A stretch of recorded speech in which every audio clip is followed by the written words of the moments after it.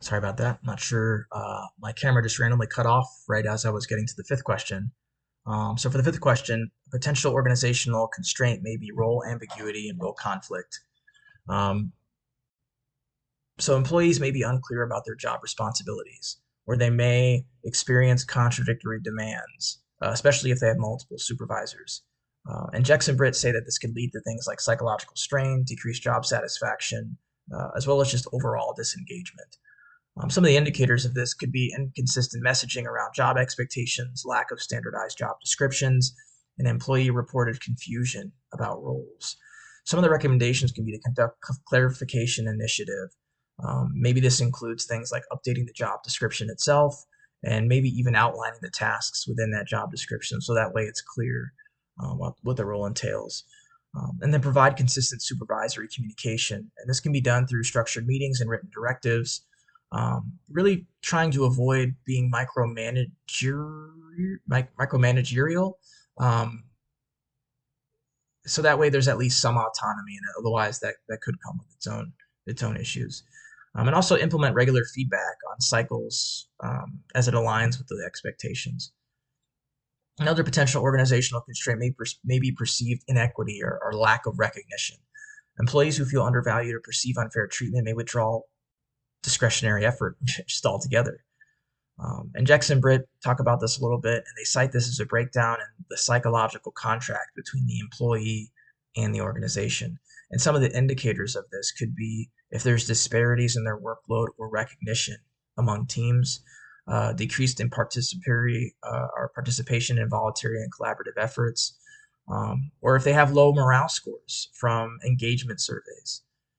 Um, some of the recommendations around this could be establishing transparent criteria and recognitions and reward systems.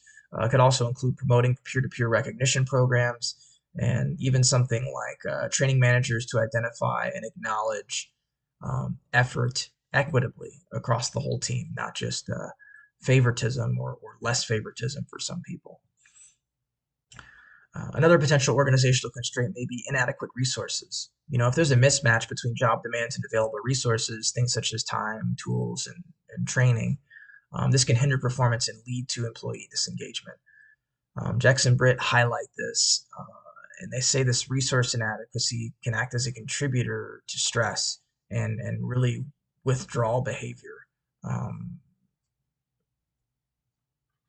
and with that, some of the indicators maybe something as simple as employee complaints about outdated systems or insufficient support. Or maybe there's incomplete projects or delays in deliverables. Maybe there's increased error rates or just overall quality concerns. Some of the recommendations for this could be things like conducting a comprehensive resource audit. Does this organization actually have the resources that it needs to do what the employees are being asked to do? And also investing in necessary technological and procedural upgrades. You might not even have the technology, but are the procedures even up to date? Enhancing training programs and access to learning opportunities is something else that you can do as well. Another potential organizational constraint may be ineffective leadership or supervision. Leadership styles that are inconsistent, unsupportive, and disengaged can erode motivation. Jex and Britt advocate for transformational leadership that fosters trust, motivation, and engagement. Some of the indicators are things such as high turnover rates in certain teams, um, employee feedback indicating dissatisfaction with management. Maybe they're just very transparent about that. Or if there's absence of career development conversations, maybe people are clocked out and can care less if they go further in their role or in their career.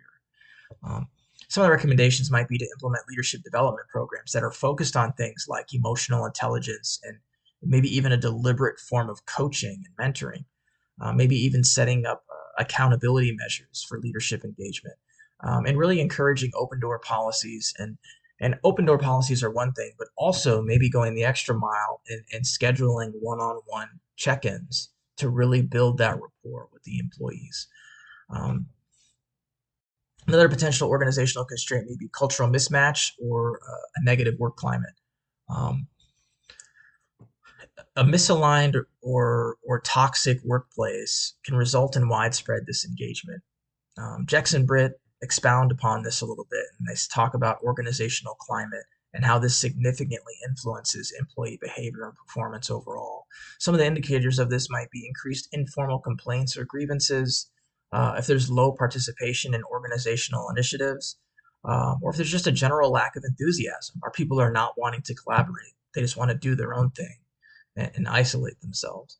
Some of the recommendations could be to launch a cultural assessment survey to really peel behind the curtain of what is it that's happening culturally. You can also use feedback to inform cultural initiatives. You can also foster a psychologically safe environment through transparent communication and really including those inclusion practices.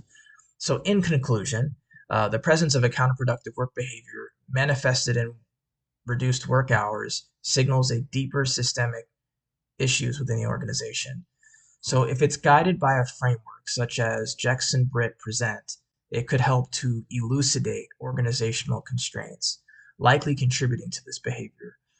By addressing these constraints with targeted, evidence-based strategies, the organization can restore engagement, improve performance, and realign the workforce with its cores and values, or with its core values and expectations that it had from the onset.